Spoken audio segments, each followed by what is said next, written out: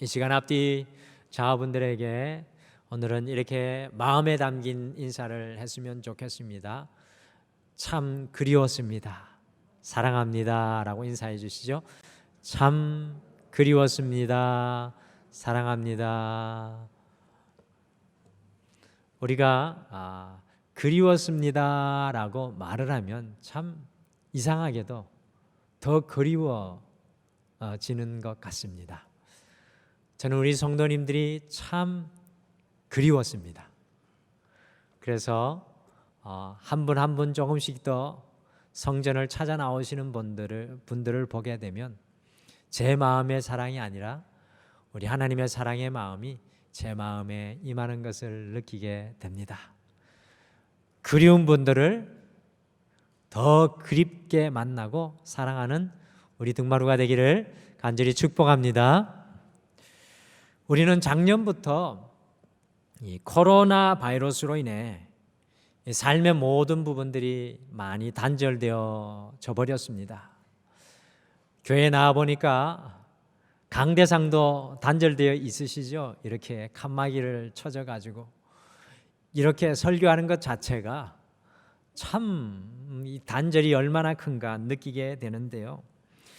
이 사람들과의 이 친밀한 교제, 이 자유로운 경제 생활, 나라와 나라 간에도 단절되고 이 대면 예배도 단절되는 유례없는 이 바이러스의 어려움을 우리가 현재 겪고 있습니다.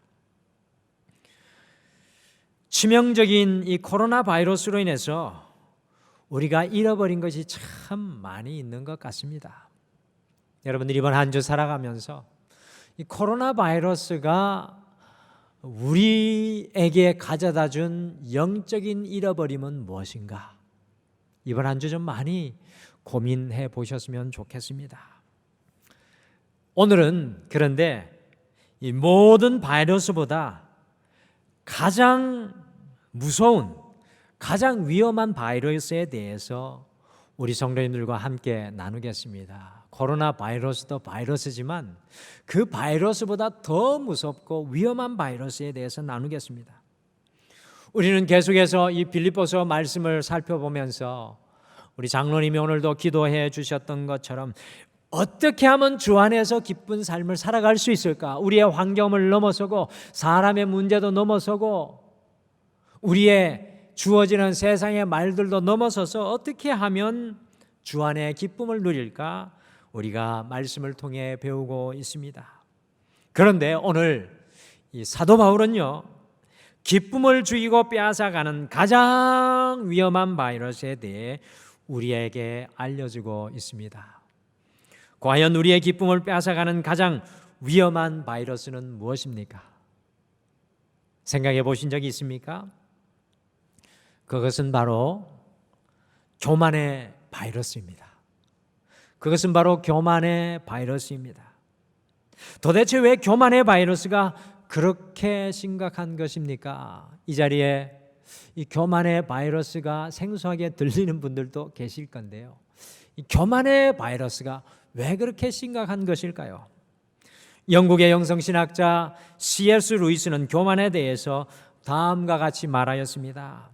교만은 세상 어느 누구도 자유로울 수 없는 악이며 교만은 세상 어느 누구도 자유로울 수 없는 악이며 사람들이 교만으로 인해 그들 자신이 죄인임을 상상하지 못한다.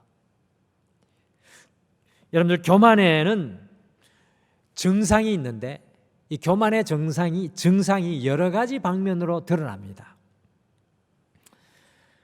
여러분들 지난 한 주 가운데 분노하셨죠? 여러분들 왜 분노하셨습니까?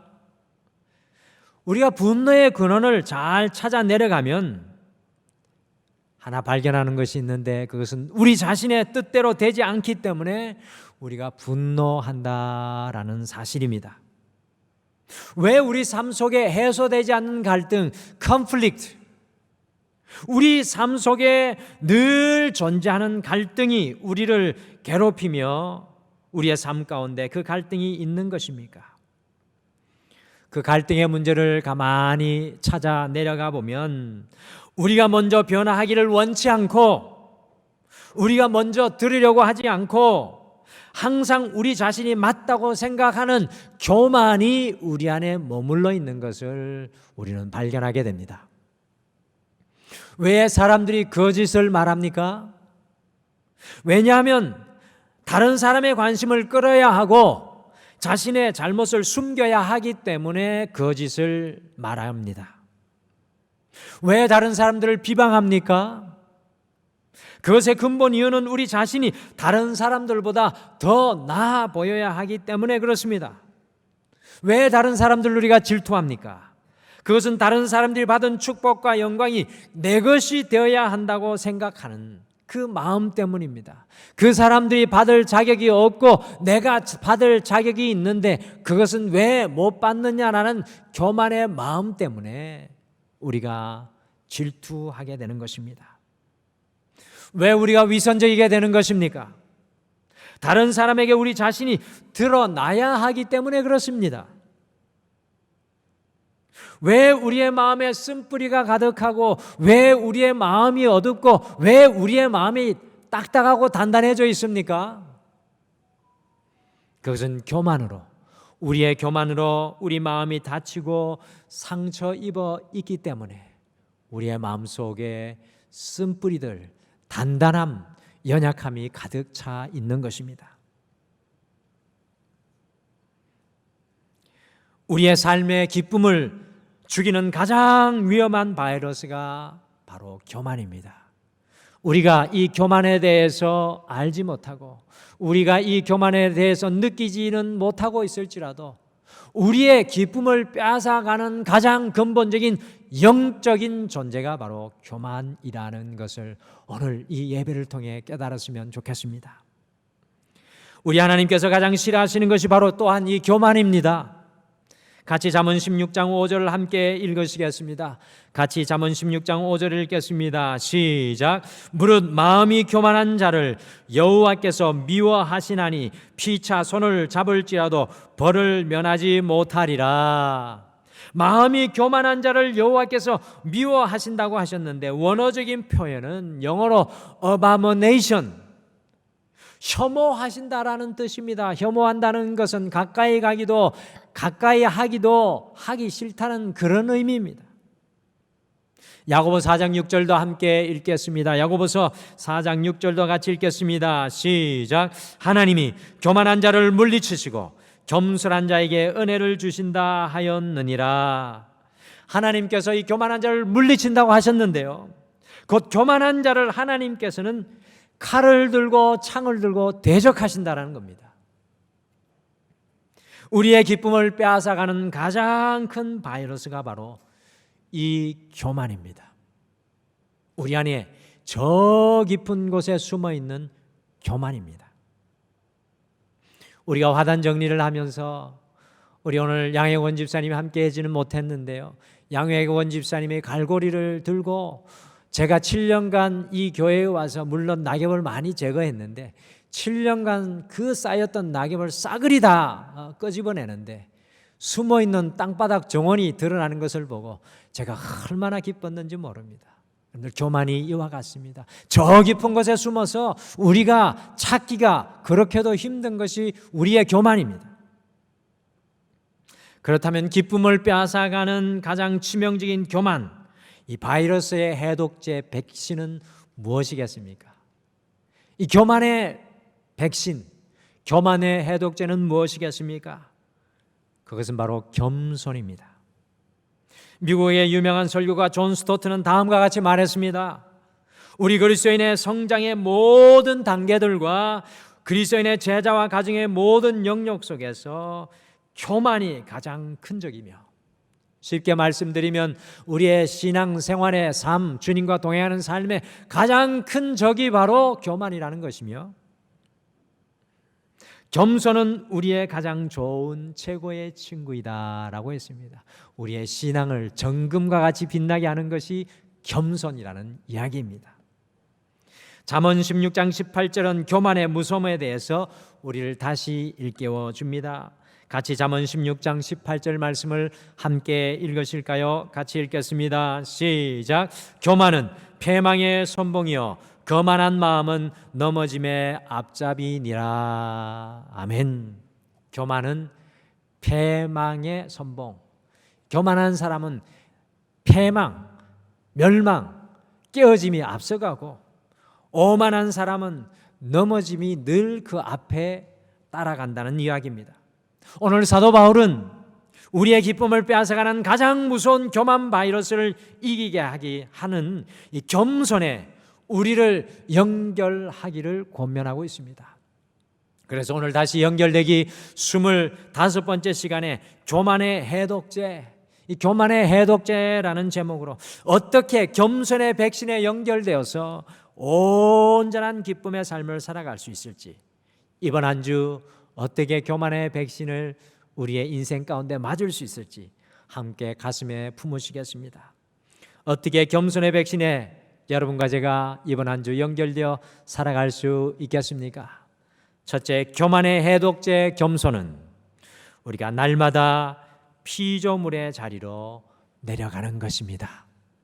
교만의 해독제 이 겸손은 우리가 날마다 피조물의 자리로 내려가는 것입니다. 여러분들, 에덴 동산에서 아담과 하와가 사탄의 속임수에 넘어가 선악과를 따먹음으로 죄가 우리의 심령을 지배하게 되었습니다.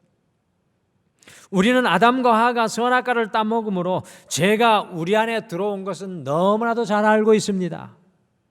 그런데 정작 우리가 잃어버린 것이 한 가지 있는데, 그것이 무엇인지는 깊게 묵상하지 않습니다. 에덴 동산에서 아담과 하와가 선악과를 따먹음으로 우리가 잃어버린 것이 한 가지 있습니다. 같이 창세기 3장 5절 말씀을 함께 같이 읽겠습니다. 시작. 너희가 그것을 먹는 날에는 너희 눈이 밝아져 하나님과 같이 되어 선악을 알 줄 하나님이 아심이니라.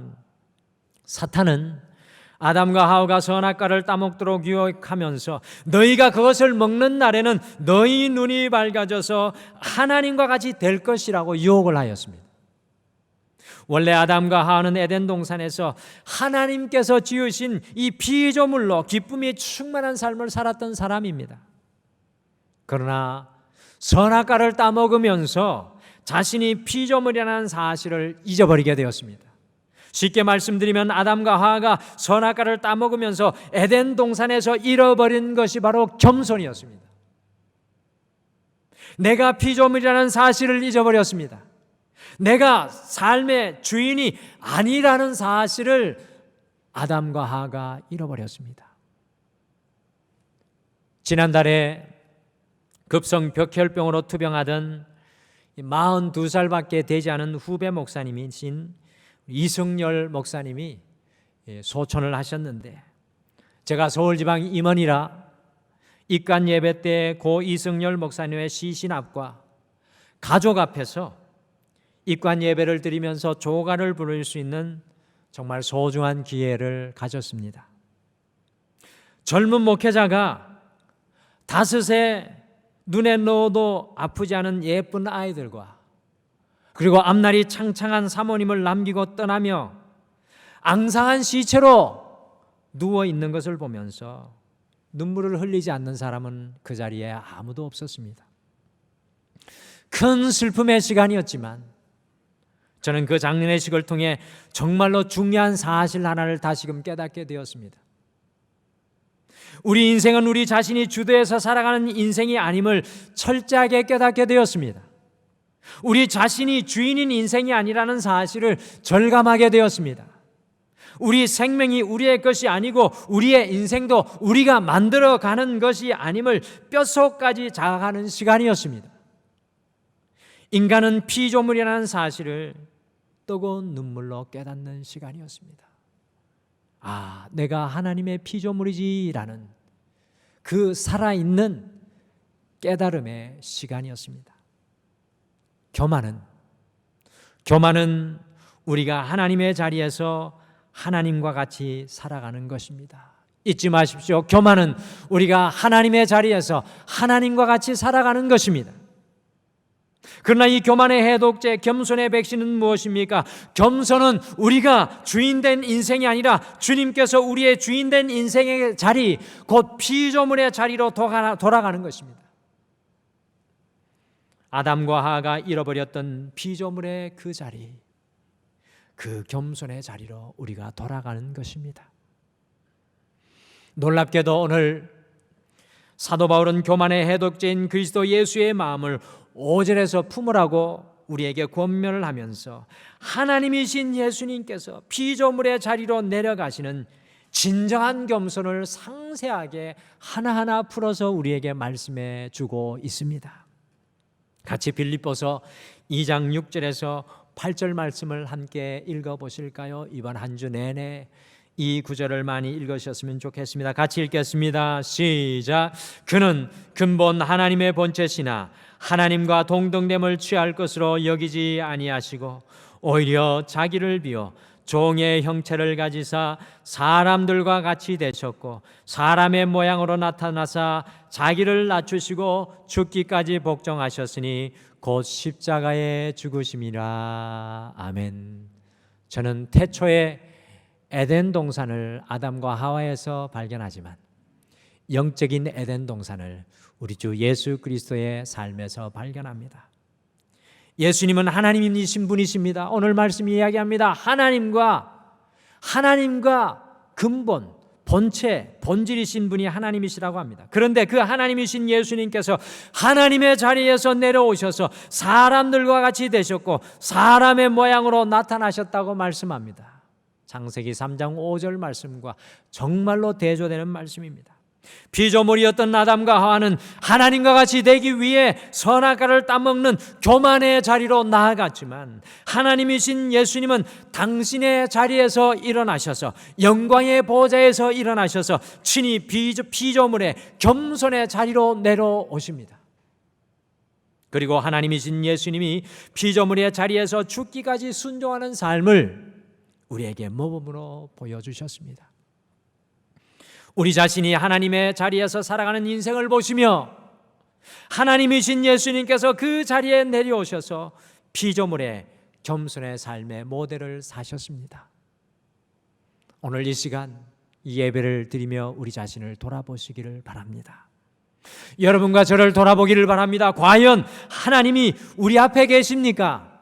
아니면 우리 자아가 하나님 앞에 있지는 않습니까? 하나님의 말씀이 우리 앞에 있습니까? 아니면 우리의 생각과 의지가 우리 앞에 있지는 않습니까? 우리의 계획과 수단이 하나님의 뜻과 계획 앞에 있지는 않습니까? 겸손의 자리인 피조물의 자리로 내려가는 것은 이 모든 순서가 바뀌어서 오직 하나님께서 나의 창조주가 되시고 우리는 주님의 피조물의 자리에 서는 것입니다. 빌립보서 2장 1절에서 11절은 하나님이신 우리 예수님께서 피조물의 자리로 내려오신 겸손의 모습입니다. 오직 하나님만이 내게 보이고 오직 주님의 뜻과 방법이 선명하게 보이고 주님의 말씀만이 들리는 것이 피조물의 겸손의 자리입니다. 이번 한 주 주님과 동행하며 살아가실 때 우리가 하나님의 자리를 차지하고 살아가는 우리의 모든 교만의 자리에서 내려오셔서 피조물의 자리인 겸손의 자리로 내려가십시오. 하나님의 자리에 여러분과 제가 앉아있지는 않습니까? 그 자리에서 내려오시길 바랍니다. 우리 자신이 하나님이 되어 살아가는 교만의 자리에는 감사가 없습니다. 기쁨이 없습니다. 걱정과 염려와 불안과 초조만이 우리를 기다립니다. 그러나 피조물이 되어 살아가는 겸손의 자리는 날마다 감사가 끊이지 않을 것이며 주님 안에 있는 기쁨과 소망이 모든 상황들 속에서도 우리 안에 충만하게 될 줄 믿습니다. 왜냐하면 우리는 주님의 피조물이요 우리 주 예수 그리스도 창조주 되신 주님께서 우리와 함께 하기 때문에 불안도 걱정도 우리의 것이 아니라 우리의 문제도 우리의 것이 아니라 주님께서 우리의 삶을 다스리고 통치하시기 때문에 그렇습니다. 잊지 마시기를 바랍니다. 교만의 해독제인 겸손은 날마다 우리가 피조물의 자리로 내려가는 것입니다. 이번 한 주 내가 하나님의 된 자리가 아니라 피조물의 자리에서 겸손을 선택하시는 여러분들 되시기를 간절히 축복합니다. 둘째, 교만의 해독제 겸손은 나를 비우고 그리스도 예수로 채워지는 것입니다. 나를 비우고 그리스도 예수로 채워지는 것이 겸손입니다. 같이 빌립보서 2장 7절 말씀을 함께 읽겠습니다. 7절 말씀 같이 읽겠습니다. 시작. 오히려 자기를 비워 종의 형체를 가지사 사람들과 같이 되셨고, 7절에 오히려 자기를 비워라고 말씀하는데요, 이 비운다라는 뜻은 컵에 물을 다 쏟아버리는 것과 같습니다. 컵에 물을 다 쏟아버리는 것이 비운다라는 뜻입니다. 이것은 완전히 자신을 비워낸다라는 뜻입니다. 겸손은 내가 비워지는 역사입니다. 예수님은 피조물의 자리로 내려오시기 위해서 당신의 위치와 소유와 특권과 권리를 다 포기하셨습니다. 그것이 비워냈다는 의미입니다. 예수님께서 배우신 이 사건을 성경 원어로 케노시스라고 해서요, 신학자들은 예수님께서 얼마나 포기하셨는지, 케노시스 얼마나 비우셨는지 논란이 굉장히 많습니다. 신학자들의 논란을 떠나서 우리에게 중요한 것은요, 예수님께서 피조물의 자리인 겸손으로 내려오기 위해서 케노시스, 당신의 모든 것을 쏟으시고 비우셨다라는 것입니다.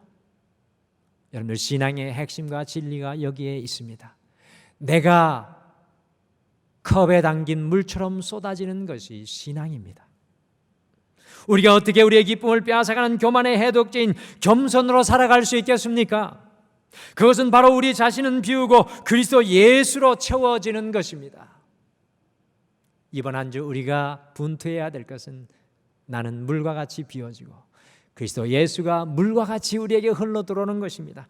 F.B. 마이어는 겸손에 대해서 다음과 같이 말했습니다. 점점 작아지는 나를 대하여 품을 수 있는 유일한 소망은 내가 점점 작아지고 내가 점점 비워진다면 점점 커지는 그리스도입니다.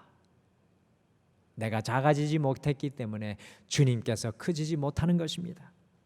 성경적인 온전한 겸손은, 기억하십시오, 단순히 우리 자신을 다른 사람들보다 조금 낮추는 것을 의미하지 않습니다. 여러분들, 겸손은 세상의 도덕적인 겸손처럼 내가 다른 사람들을 보다 조금 낮아지는 것을 의미하지 않습니다. 성경적인 겸손은 다른 사람들을 우리보다 조금 높이는 것도 의미하지 않습니다. 진정한 겸손은 케노시스, 곧 우리 안에 자아는 점점 작아지고 그리스도 예수님이 우리 안에 커지는 것이 성경적인 겸손입니다. 우리는 완전히 비워져 그리스도 안에서 행하고 그리스도 안에서 말하고 그리스도 안에서 감사하며 살아가는 것이 겸손입니다. 그리스도 안에 있는 것이 겸손이라는 것입니다. 한마디로 겸손은 그리스도께서 우리를 온전히 통치하시는 것입니다. 우리 자신을 오늘 예배를 드리며 가만히 돌아보시기를 바랍니다. 우리가 왜 두렵습니까? 내 안에 도무지 예수님께서 보이지 않기 때문에 그렇습니다. 우리가 왜 불평합니까? 우리 안에 예수님의 언어와 말씀이 없기 때문입니다. 우리가 왜 좌절하고 실망하고 초조해합니까? 우리의 뿌리가 예수님이 아니라 세상이고 물질이고 건강이고 사람이기 때문에 그렇습니다. 우리가 왜 승리하지 못합니까? 우리 안에 우리가 가득하여 살아가기 때문에 그렇습니다. 기억하십시오. 겸손은 우리의 자아는 점점 비워져 작아지고 오직 그리스도로 채워져 점점 그리스도의 영향력이 커지는 것입니다. 겸손은 우리 안에 그리스도 예수 그리스도만 드러나는 것입니다. 교만의 해독제 겸손은 나를 비우고 오직 그리스도 예수로 충만케 채워지는 것입니다. 이번 한 주 우리 등마루의 소원, 여러분과 제 소원이 이것이 되기를 소원합니다.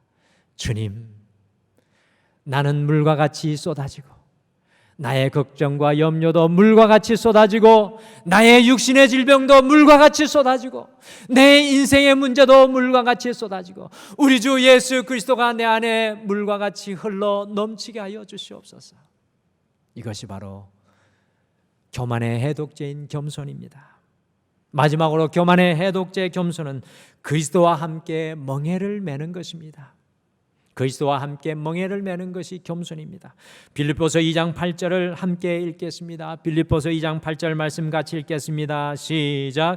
사람의 모양으로 나타나사 자기를 낮추시고 죽기까지 복종하셨으니 곧 십자가에 죽으심이라. 아멘. 우리 주님의 겸손은 자기를 비우시고 낮추시고 자기를 죽기까지 복종케 하셔서 십자가의 자리까지 나아가는 겸손이셨습니다. 우리가 어떻게 8절 말씀과 같이 예수님과 같이 비우고 낮추고 복종하고 우리의 십자가의 자리까지 죽기까지 순종해서 나아갈 수 있겠습니까? 그것은 우리의 힘으로 불가능합니다. 여러분과 저의 힘으로 불가능합니다. 그러나 주님과 함께 멍에를 맬 때 그 겸손의 삶이 가능하다는 것을 기억하시길 바랍니다. 같이 마태복음 11장 28절에서 30절 말씀 같이 읽겠습니다. 마태복음 11장 28절에서 30절을 같이 읽겠습니다. 시작. 수고하고 무거운 짐진 자들아 다 내게로 오라. 내가 너희를 쉬게 하리라. 나는 마음이 온유하고 겸손하니 나의 멍에를 메고 내게 배우라. 그리하면 너희 마음이 쉼을 얻으리니 이는 내 멍에는 쉽고 내 짐은 가벼움이라 하시니라. 아멘. 성경적인 겸손은 그리스도와 함께 멍에를 매는 것입니다. 나 홀로 내 짐을 지고 견디다 못해 쓰러지는 것이 아니라 그리스도와 함께 멍에를 매는 것이 겸손입니다. 멍에는 무엇입니까? 사진에서 보는 것과 같이 소가 밭을 갈 때 매는 농사 도구입니다. 우리가 흔히 생각하기를 멍에를 매는 것은 힘들다라고 생각합니다. 그러나 우리 농경시대나 이스라엘 시대의 멍에도 우리가 가만히 보시면 주로 힘이 센 소와 약한 소를 같이 멍에 연결시킵니다. 그 이유는 무엇입니까? 힘이 약한 소가 멍에를 쉽게 지도록 하기 위해서입니다. 교만의 해독제의 겸손은 무엇입니까? 그리스도의 멍에 아래로 우리가 들어가는 것입니다. 여러분들 이 비밀을 아셔야 합니다. 그리스도의 멍에 아래로, 그리스도의 멍에 아래로 내가 들어가야 합니다. 그리스도의 멍에 같이 묶이는 것이 겸손입니다. 많은 성도님들이 그리스도의 멍에 아래로 들어가는 것을 두려워합니다. 편안한 삶을 방해받을까 봐, 그 짐이 무거울까 봐 걱정합니다. 그러나 잊지 마십시오. 주님과 함께 멍에를 매는 것은 어린 소가 어미소와 같이 멍에를 매는 것과 같습니다. 사실 어미소와 아기소가 같이 멍에를 매는 것은 멍에로 서로 연결되어 있기는 하였지만 어미소가 밭가는 것이고 어미소가 일하는 것입니다. 우리가 어떻게 주님과 같이 십자가 앞에서도, 여러분과 저의 십자가 앞에서도 죽기까지 순종하며 우리가 살아갈 수 있겠습니까? 우리가 어떻게 가정 속에서 겸손의 자리로 나아갈 수 있으며 우리의 자녀들 십자가를 끝까지, 우리 자녀의 십자가를 끝까지 지고 살아갈 수 있겠습니까? 우리가 어떻게 남편과 아내의 십자가를 지고 갈 수 있겠습니까? 그것은 주님과 함께 멍에를 매는 방법밖에 없습니다. 오늘 이 예배를 드리며 무거운 멍에로 힘들고 지친 우리 성도님들 계실 줄 믿습니다. 그와 같은 성도님들을 기억하며 한 주 내내 기도할 때 제 마음도 많이 아플 때가 많습니다. 그러나 기억하십시오. 우리의 멍에를 우리 홀로 메고 갈 때 지치고 쓰러질 수밖에 없지만 우리가 예수 그리스도의 멍에 아래로 내려갈 때는 겸손의 자리로 나아가는 것이고 주님께서 우리를 위해 밭가는 것이고 주님께서 우리의 인생의 길을 내는 것이고 주님께서 우리를 옥토와 같이 기경하는 능력의 역사인 줄 믿으시길 바랍니다. 이번 한 주 우리 가정을 위해 주님과 함께 멍에 매시고 이번 한 주 남편과 아내를 위한 십자가의 그 멍에를 주님과 함께 매시고 이번 한 주 여러분의 육신의 질병과 문제의 멍에를 주님과 함께 멍에를 매는 겸손의 자리로 나아가십시오. 바로 그 순간에 주님의 놀라운 은혜, 주님이 주시는 쉼을 누리게 될 줄 믿습니다. 교만의 해독제 겸손은 모든 삶의 현장에서 주님과 함께 멍에를 매는 것입니다. 나 홀로 멍에를 쥐고 계신다면 교만한 것입니다. 주님과 함께 멍에를 매시는 것이 겸손입니다.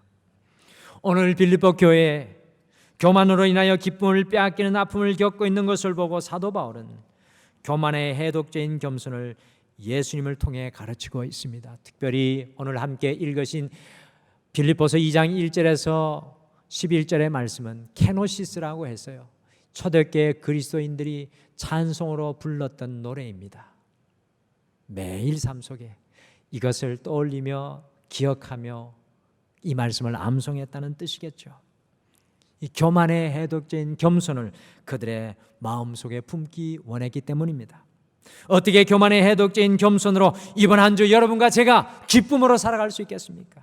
기억하십시오. 첫째, 교만의 해독제인 겸손은 피조물의 자리로 날마다 내려가는 것입니다. 둘째, 교만의 해독제인 겸손은 나를 비우고 그리스도 예수로 채워지는 것입니다. 마지막으로 교만의 해독제인 겸손은 그리스도와 함께 멍에를 매는 것입니다. 이번 한 주 교만의 해독제인 겸손으로 이 겸손으로 성경적인 겸손으로 온전한 기쁨을 누리는 여러분과 제가 되시기를 간절히 축복합니다.